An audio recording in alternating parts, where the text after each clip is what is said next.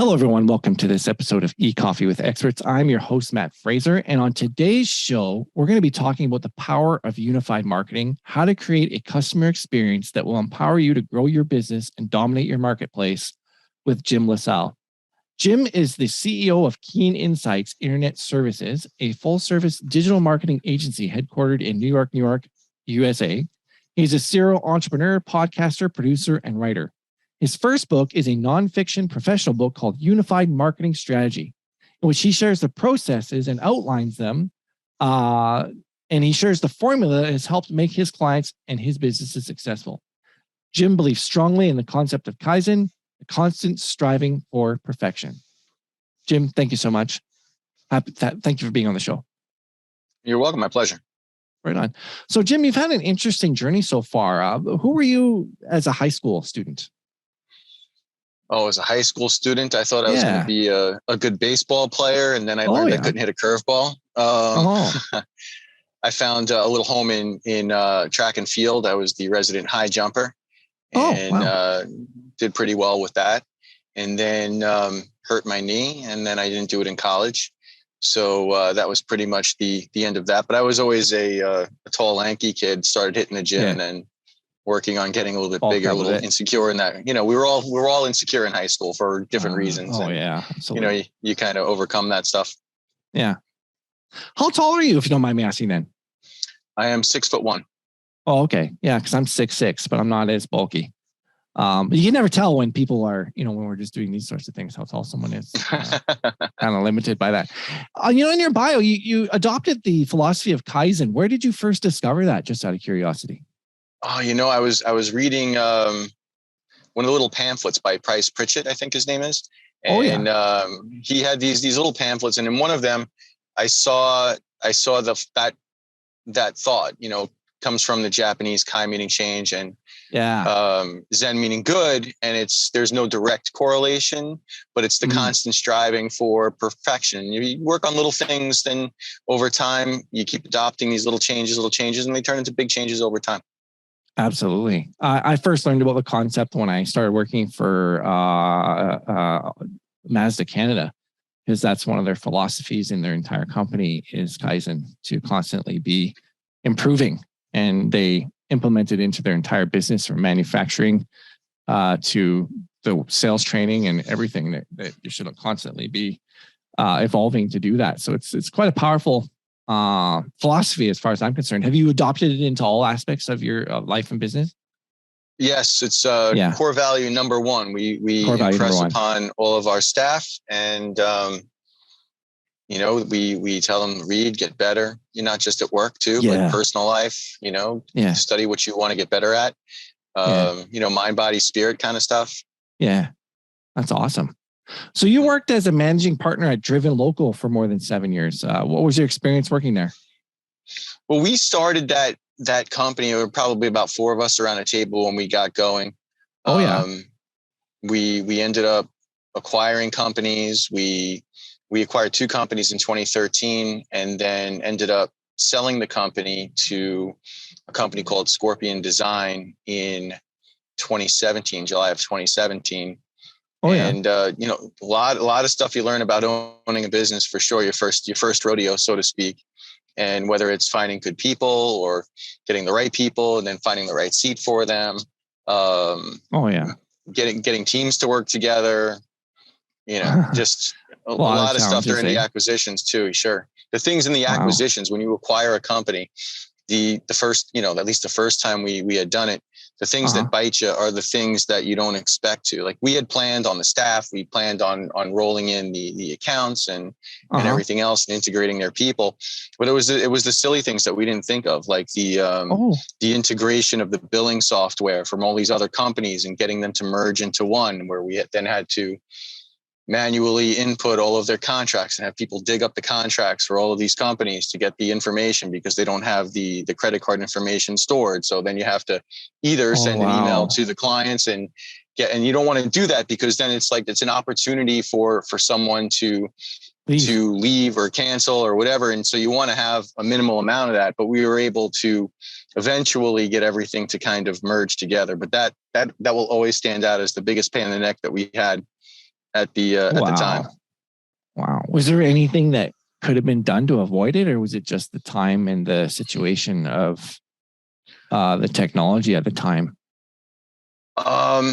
Maybe a little bit of both. I don't think we expected it. I think the platforms that we were a smaller company at the time. The other companies that we acquired were smaller companies, so we weren't all using the same platform, and being able to pull the lists and upload into our platform didn't work. So we had to eventually integrate into a bigger solution that we were able to kind of have them help with the assistance of downloading everything and then uploading everything into there. So it was a little bit of a pain in the neck. So the companies kind of operated even individually for the first, I want to say the first quarter. We made it like one of the big things that we had to do over the first quarter. But I would say over the first couple of months, couple of billing cycles, everybody was still being billed by the organization that they came on with. And we figured out the banking and the other stuff. That wasn't that big of a deal.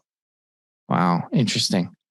What was the turning point that made you want to become an entrepreneur and start your own digital marketing agency in 2008? Well, one of my partners and I were working in the Yellow Page world, and they were trying to, they were trying to figure out how to integrate digital solutions into or with the print product. And being close to the New York City Metro, the print product was bleeding more revenue at the time. So they started getting into Google AdWords or, search engine marketing as it was at the time. And the way that they were incorporating it, we just felt it was wrong for the client, where they were bundling in, whether it was their digital product, which was really an online directory, and billing them for print as well, and putting together a package where, let's say, of $2,000 a month, maybe 400 of it was going into Google, and not everybody, but a lot of them were saying, well, this isn't really working, and blah, blah, blah. And then Google had issue with it. And then we kind of said, we could do this better and just incorporate just Google, because we would not have to worry about a print product. So we kind of went in our own way and started doing the search marketing. Well, that's awesome. We saw the opportunity, really, is what it came down to, the opportunity and the problem, and solve the problem. Do you think that Yellow Pages, they kind of missed the boat? Like Yellow Pages and newspapers, I don't know what they did wrong. They had the market, they had all of the opportunity, they had the lists, they were selling print classifieds, and they could have just as easily sold eBay eBay classifieds could have been for the newspapers. Craigslist could have been for the newspapers. That's what I'm trying to say. I can tell you exactly where they lost the boat. They lost the boat because their margins on their own print product were so much higher than what they would be able to take on a Google AdWords thing. But there were these other digital agencies that they could have glommed up with platforms and technology, because they were cash rich. They were still so hung up on trying to keep their print products going because of the margins, and they thought they'd be able to maintain aspects of that, or they thought that advertisers would continue on those platforms, and it just wasn't the case, and a lot of them just died. Wow, that's just amazing how I don't even know how they're still in business today. Frankly, I just don't. I don't think the Yellow Pages even exists anymore. I think a lot of them evolved. Take Verizon, who evolved into Super Media, and Dex, which became, I think they're more Thrive now, but they had merged. Joe Walsh, who was the CEO of Yellow Book, he went and he had left Yellow Book, went to Dex, put together a deal for Dex to kind of acquire Super Media, and ran them both kind of alongside of each other. And as markets, then he would fold markets into to have one directory, to have that kind of last a little longer. And then they finally got wise, and they went the route with Thrive, which is, it's kind of like a small business bundle for internet marketing directories, reviews, and the like. Serving small businesses, obviously small businesses make up such a large portion of the U.S. economy. So it's makes sense in some ways to. Have you found any challenges? Like I know this is maybe off topic, we're talking about small businesses and directories and so on and so forth, but like the challenges that small businesses face, is that one of the ways to maximize their marketing dollars is by buying those said products that you just mentioned, bundled together with? No, I would say no. I mean, the proper solution for a small business would probably be to do a small Google Ads budget, get your Google business page. Because, if you're talking about like a real small mom and pop. Yeah, I'm talking like $500 a month budget. Yeah, they are probably best served finding a small business provider. Like even a company of my size wouldn't be interested in $500 a month. We want $2,000-$3,000 a month. So they can find some of these services. Thrive puts out a good service. For those small type of budgets, or they can do it on their own. It's really taking the time to learn how Google AdWords works, put in your credit card and put in the keywords and, continually get better at it. We talk about Kaizen, get better at that.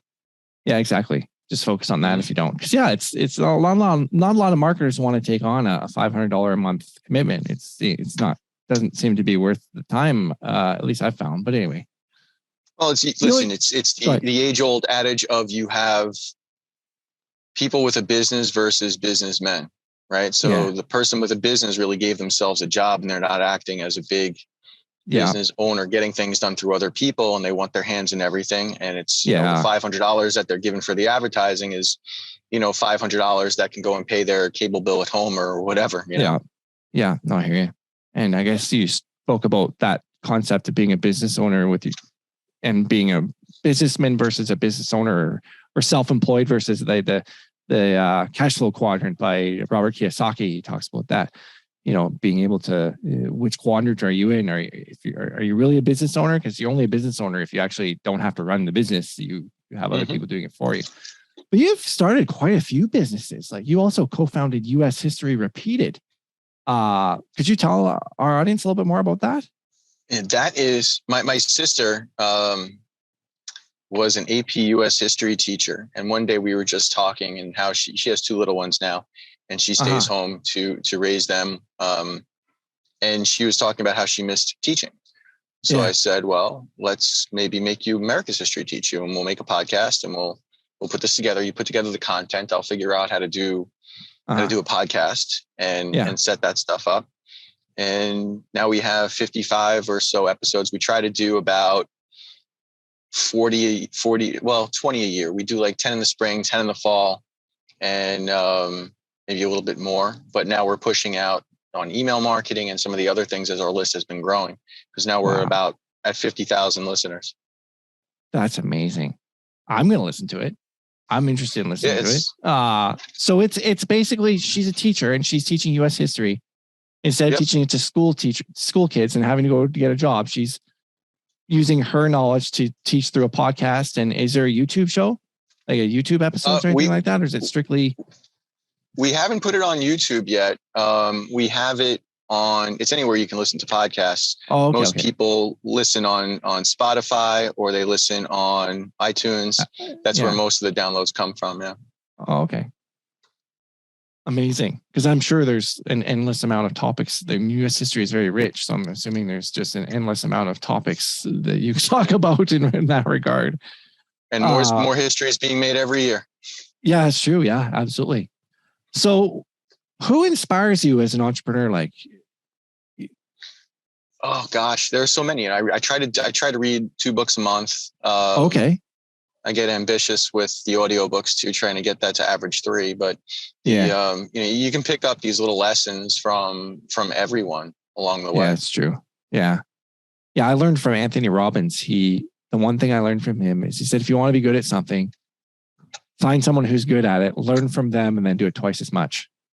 So I've always tried to, instead of reinventing the wheel and trying to just learn it all on your own, which I think some people adopt that philosophy of just learn it all on your own instead of, and I guess maybe as a trailblazer, you need to do that if you want to learn something new. Or what do you think? You got to throw yourself into the fire. You got to throw yourself into the fire sometimes, but finding someone who's done it before. And listen, in business, it can be any business owner. They just have to be successful.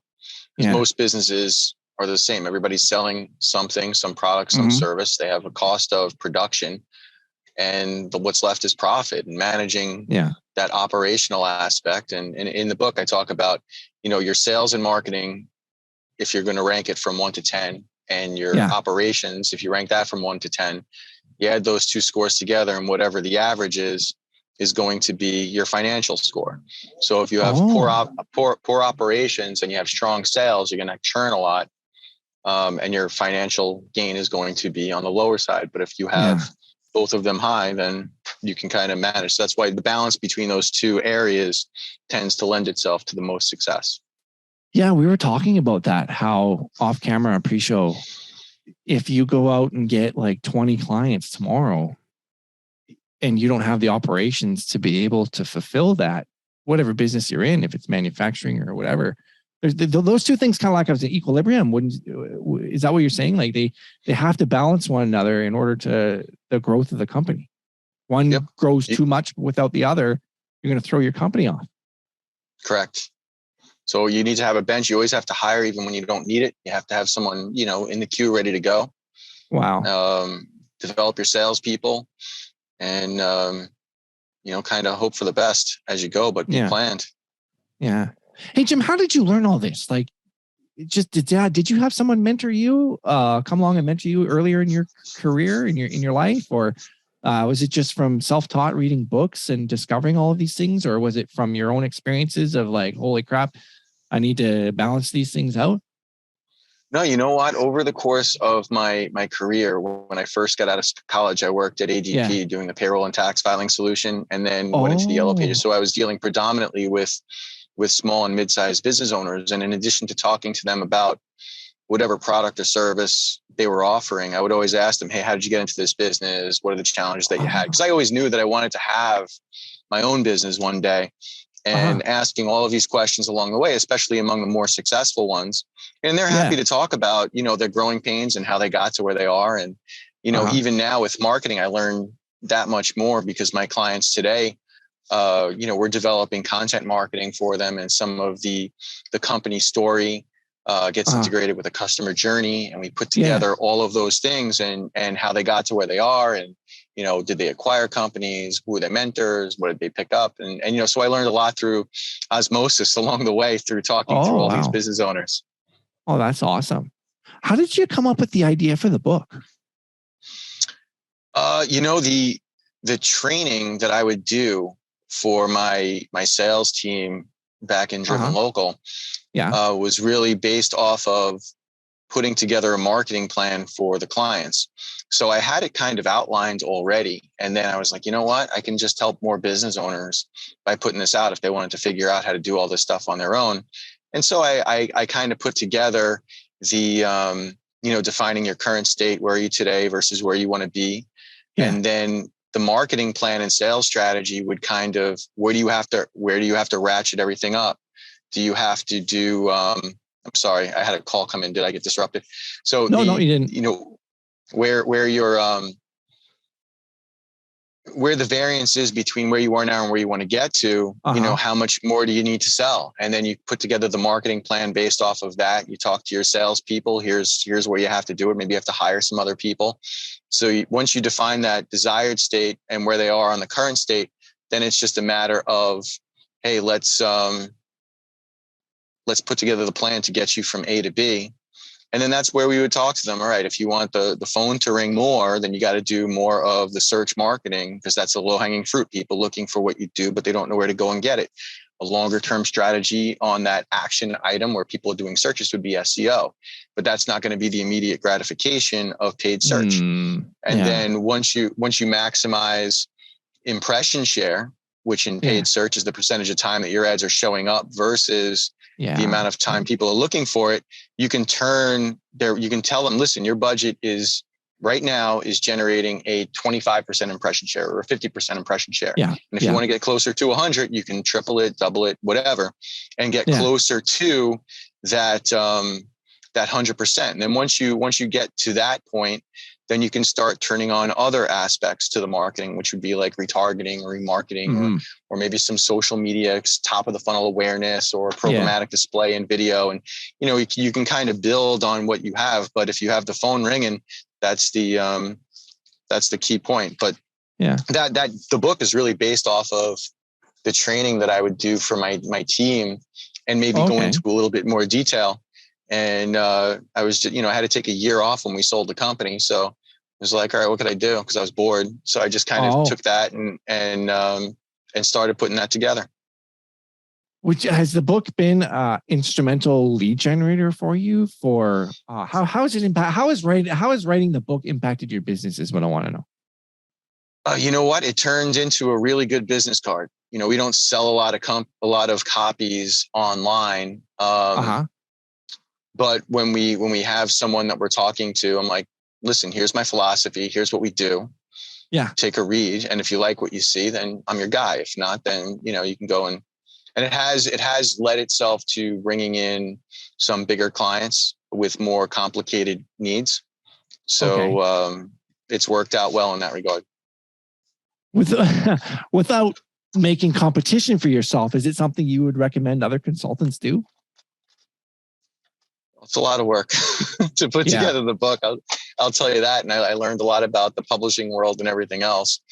I mean, a lot of people would like to write a book. I would say have at it, but you're going to have a unique perspective. You're going to have to take the time to put it together and certainly have it edited. And, but I would recommend, if you want to become known as a subject matter expert on anything, then put something together. And if you're not going to write a book, do a blog, write emails, just get in the habit of writing. And, people, if they're interested in your content, will start to follow you. Yeah. So in other words, you're also saying that if someone like say people don't have the enough content right now to write a book, maybe, or they don't even have an audience, writing a blog and writing your content and sharing your content little by little, like you said, the Kaizen principle. If you're sharing it daily or daily would be hard, but I know some people try and do it, but twice a week or once a week or whichever, in order to put your expertise out there so that people can see to build yourself up as an authority. And then maybe you have enough content to eventually turn that into a book. Would that be a strategy someone could adopt? Yeah, correct. Over time, if they accumulate that content, they might have to, freshen it up if it's over the course of a few years because technology changes. But yeah, that'd be a good way to do it. Yeah, absolutely. There's a question I wanted to ask you. In regards to the customer journey, what's your marketing software of choice? And what I mean by marketing software, in order to communicate with customers, like there's Keep, there's various other, there's the Active Campaign, there's MailChimp, there's I gotta keep going off the top of my head. But is there any is there any you specifically recommend to businesses, or specifically that you use in regards to in your business? Like we tend to gravitate toward MailChimp on our end, just because my team is used to it. But Active Campaign is good. Campaign Monitor is good. Constant Contact is good. The key to any of those is that if you want to have just an email blast campaign, then you can use any of them. But if you want to have like a customer journey where you're going to have that email drip campaign when they first sign onto your list, and then they get emails 1, then 2, then 3, then 4 in this series that you kind of developed, then you have to pick the proper platform. And it's, it's not going to be one of the free ones. You're going to have to pay a couple bucks for it, because in order to get that kind of utility, you have to be able to use the proper tier. And that's going to be based on the aspects of, or what's the word I'm looking for? I guess the functionality of those tiers, plus your the features of the tier. Thank you. And the amount of people on your email list. And then they give you an amount that you pay each month. Yeah. So how important then do you think it is to use something like that, like a marketing automation and sort of all-in-one platforms that connects your CRM and your email, versus just using an email marketing platform like Constant Contact? It depends upon how complex you want to be. If you want everything, if you have the wherewithal to put in automation, I would encourage people to do it, because the more automation you have, the less hands-on it's going to be. And if you have salespeople putting stuff into a CRM, or you have operations putting customers into a CRM when a contract comes in, you can segment the lists through the automation, and one goes to the customer, one goes to prospects, and you can have different journeys based off of those. Customers are going to get a certain thing, and then you can drill down as deep. It depends on how far down the rabbit hole you want to go. If someone signs up for, let's say, paid search, and you want to upsell them to SEO, then the emails that you're going to send to those customers are going to be about the benefits of SEO as a complement to search. And, you can kind of craft all of these things and set them up in a manner that you want to be able to do it. Yeah. See, do you think that's the future? That's the future of where the marketing industry is going, or for businesses now that marketing, a lot of people. I wouldn't even call it the future. I would call it the now. Yeah, this stuff is available now. You're either adopting it or you're not, and eventually, you're going to have to. Yeah, you're right. What do you think is the biggest thing hindering? Because I know a lot of businesses don't really know about it yet, or they either don't know about it, or they're not doing it, or they don't have time. But I could say all these things. What have you seen has been the biggest challenges of people adopting this kind of technology into their businesses? Ignorance and apathy. They don't know, or they don't care. Those, but I would say ignorance is the big one, where they're so busy working in the business that they're not working on the business. And that's the same. We were talking before about guy with a business versus a businessman. So if you're able to spend the time working on the business instead of in it, then you'll be able to do the research and find these tools and do the integration. If someone were to come to you and say they want to make that transition from working in the business and start working on the business, is there any clients that have come to you and said that, and what advice would you give them? Not necessarily. No one's really come to me and said, I would say join a peer advisory group, so that you can go and do that. I'm a member of one and a couple of other groups of business owners where we get together, we share ideas, we act as each other's advisory board. Because everybody has different strengths, right? Like in the room, I might be the marketing guy, but someone else has been in business and acquired and sold his company for millions of dollars, and he's really good at scale, or he's really good at incentivizing his staff, and they share that information. So if you want to do it, you asked before if there are business owners that I've been inspired by. It's really the ones that you learn from, that you surround yourself with. So that's such a valuable piece of advice you just shared there, of joining a peer group, or it would be a mastermind, if you will. Is that sort of the same thing, or now you get into Napoleon Hill, my favorite. Now, do you make sure that there's non-competing businesses in there, or it doesn't? Well, you don't want to have, in the peer advisor group, you don't want to have any conflicts of interest. The guy who runs our group is very big on not having someone's supplier in a group with whatever, because there can be conflicts like that. We really don't have too much overlapping. I know a lot of the networking groups, like a BNI or some of these other things, which I really don't. I don't care for those types of groups. They're just looking for referrals. It's not my thing. Yes, I know. But they'll keep it. Yeah, they'll keep it industry specific, where you only have the one for each. And so one advertising guy, one lawyer, one this, one that, so that there's one guy to get the referral for any kind of legal stuff, one guy to get the referral for any marketing stuff. Yeah. But they're go ahead. Well, my apologies. Apart from BNI, then I joined BNI, and you're right. It's all about referrals. It's not about the other parts you talked about, like the mastermind and peer group. There's really more to it. Where could are there organizations out there or that are able to connect people with these such things that you could mention? There are a bunch. I am a member of Compel CEOs, which is CEOs. They're here in New York. If you go to compelceos.com, I did their website, by the way. Okay. But that group is great. I've been in there since 2015, learned a lot. I mean, they helped us with some aspects of the exit that we had when we sold the company on, the right valuation. And, some of the guys in there have had experience, and, they're all over the place. You have a lot of bigger ones out there. But find one in your local market. Just look up peer advisory boards in whatever area you are. In whatever geolocation you are.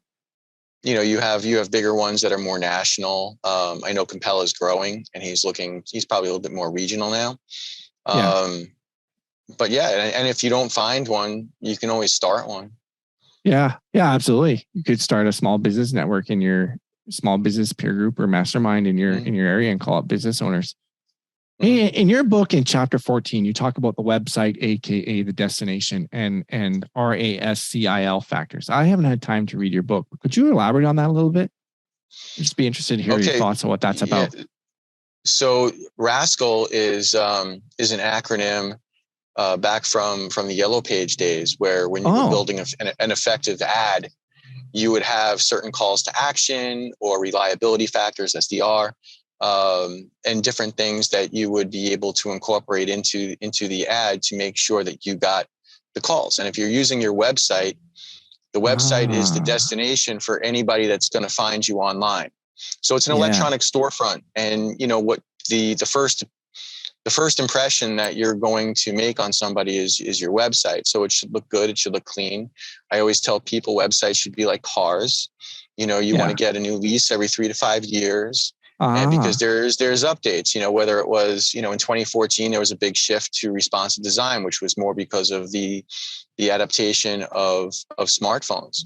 And, before that, you really weren't going, 2008 was the year that the iPhone came out. But I knew that everybody had a smartphone. My mom finally got one in like 2015. And I was like, all right, I guess everybody's got one now. And they had, you were able to just go and search. That's really what changed. It wasn't Google that killed the Yellow Pages. It was the smartphone, because now everything was at your fingertips. You can go and you can look up anything right there. Yeah. So the website is very important, and having those factors, I'll give you a quick example. If you have on your website, let's say something as simple as the credit card logos, where now you see that this company accepts credit cards and you want to pay by credit card, and someone else that you looked at doesn't have the credit card logos. Instead of you having to call and ask the question, do you accept credit cards? This person does. And you're more likely to go there as opposed to the person that didn't have it, because of these RASCIL factors that you can used to put them into ads, and now you're just putting them into websites. So, calls to action and grabbing people's attention and directing them on the best ways to contact you, or the features that they're going to be interested in. If someone has, 50 years of experience versus someone that looks like a fly-by-night company, you're going to call the people with the 50 years. So you want to make sure that these tidbits are in there. Yeah. So how would someone who is just starting out then, they can get a professional website, but they have no credibility? Now, what I mean by credibility, they don't have, let's just take in point a home renovation company. Guy who's just wanting to grow. He started out doing kitchens, and now he wants to get into more basements and full renovations. But he doesn't really have, he's just starting out, even though he's got 5 years of experience working for someone else. He's got no Google reviews. How would he overcome that? How would you advise him to overcome that hurdle? Well, typically guys like that are going to have done, some work on their own before branching off and just starting on their own. I would get a few client testimonials. I would get the same clients to leave reviews online, and then you can showcase those on your website to kind of give people that confidence to give you a call. Yeah, to at least have some credibility, and then slowly build up those reviews over time. It's amazing. You mentioned about how the website is like the destination, and it's incredible how when you pair marketing automation with your website, whether it's built in or not, or it's so closely built in that, if you're having a CRM that can manage the workflow or the customer journey, that, when your project is done, you can change the status, have your salesperson or whoever it is change the status, and automatically over a few days, it'll enroll them in a review campaign. Please leave us a review campaign. So, is that a recommendation you would make for people as well? I just want as much automation. as much automation as you can put in that you're able to manage. Like one of the things that people have been putting on their websites more so now are like the online chat. Oh yeah. And you have a number of services that do that. And it can be anything from where, you log on in the morning and anybody that gets to your website, you get a little beep and you can communicate with them or have someone in your office communicate with them live. Yeah. You have like those chat bots, which I don't find them to be very effective because you have a set question they can answer, they cannot answer. Yeah. Or they'll just say, I don't understand. Can you please ask again? And what they're trying to do is get a specific question that they'll have an answer to, but you're better off dealing with a live body. And then for the higher end result with that, you have companies that you can actually pay to engage folks when they get to the online chat. So they install their chat and then they have a team of people that will be there and interact. And what they're doing is they're gathering the lead information. So they'll get the email address or the contact information and they'll forward that over to the business owner, which is really what you're looking to get out of the online chat anyway. So in other words, what you're saying, if I'm hearing you correctly, that automated chat bots aren't as effective as a live operator engaging with the visitor. That's been my experience. Listen, if you have a great AI and an automated chat, which I haven't found any that are there quite yet. And believe me, I've looked around because I love to integrate as much automation as possible. Yeah. But the best, if you have someone sitting in your office anyway, they're not busy 24 hours a day. And if there's no one to contact, then it just goes to like a little online form. But I find even when I engage and I can tell right away when it's a chat bot, I'm just like, I hear you. I don't like them personally. I mean, I haven't found a good one. No. What you mentioned AI, what part do you think AI is going to play in regards to marketing? Oh, this is the holy grail that everybody's kind of after, and they have. Yeah. I joke with my wife, and I put this in the book that don't talk in front of Siri or don't talk in front of Hey Google. Those microphones are always on. Even Alexa, Amazon gets hit all the time whenever there's like, let's say a murder in someone's home, and they find an Alexa there. They're trying to get access to the Alexa recording in order to see who's there or whatever. Because it's always listening. It's just when you say, "Hey Alexa," it engages, right? So, or Alexa, play whatever, then it engages. So those online, what they're trying to do is they're trying to decipher the human conversation and tie that into particular products. So if you were, just talk, and you have it on your phone with Siri, you have it at home with Alexa or Hey Google, or, any of these things that we have in our homes all the time. Yeah. They're always listening. I tend to unplug them. I'm a little paranoid. I know how it works. I was talking about, I forget what we were talking about. I was talking about like something with a tracksuit, and I started seeing ads with tracksuits, and I was like, Jesus Christ. Yeah. I know my wife gets pissed off about that too, because she's talking about something. Next thing you know, she sees, I don't know. What about like, you tend to see relevant ads though. So it's working. You just, where's the line? Yeah, true. And that's the thing is I found like, the cookieless world is coming, and I don't know how we're going to deal with that. I don't know if you want to talk about it or not, but I gotta be frank, there's ads that have targeted me that I'm so glad that they did, because there's products I've bought and things I've bought that I never would have found out about before. And now, listen, it's definitely effective. It's definitely effective. Well, the balance between privacy, and that's why on the bottom of most sites that do engage cookies, you'll have that little disclaimer on the bottom, and you have to accept. And that was a European, I forget the letters for it. GDPR.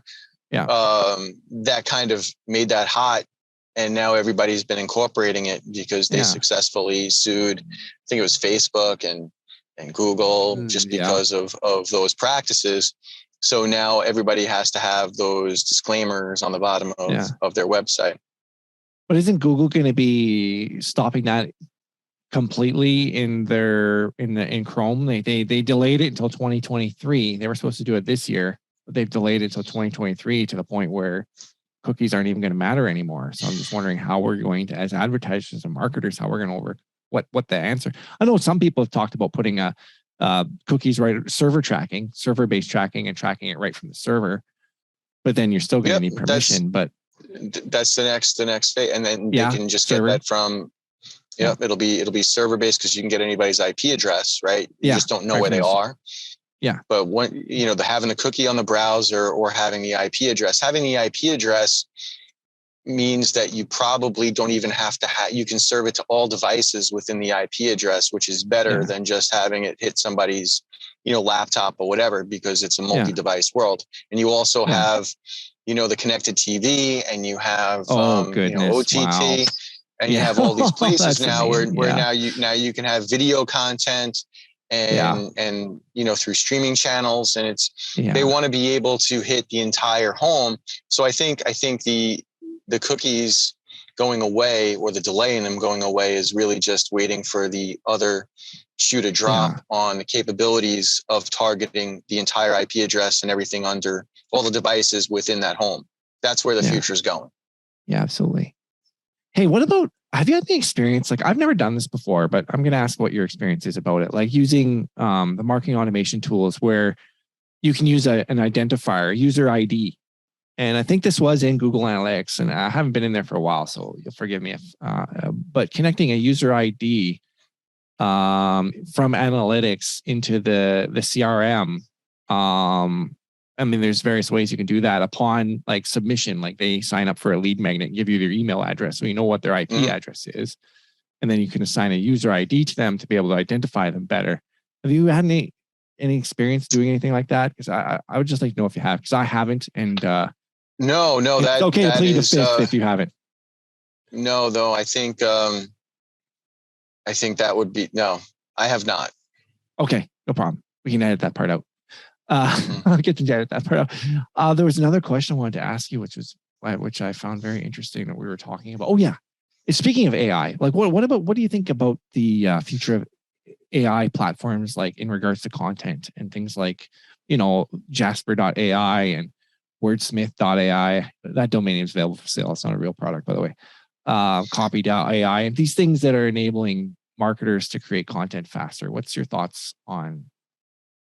My concern with some of those platforms is that, back in, I want to say it was 2013, maybe it was 2012, where Google had the updates called Panda and Penguin, where they started penalizing people who were putting up fluff content. And that was the Panda update. So if people were just, pushing out information or whatever, then, they got penalized and it wasn't rich content. And I think these AI bots are going to eventually get flagged because it might be a good short-term solution, but I'd rather have my copywriters and have them put together a publication schedule and put out content that's real from the customer rather than using the shortcut, because what starts off as a shortcut tends to have Google saying, no mas.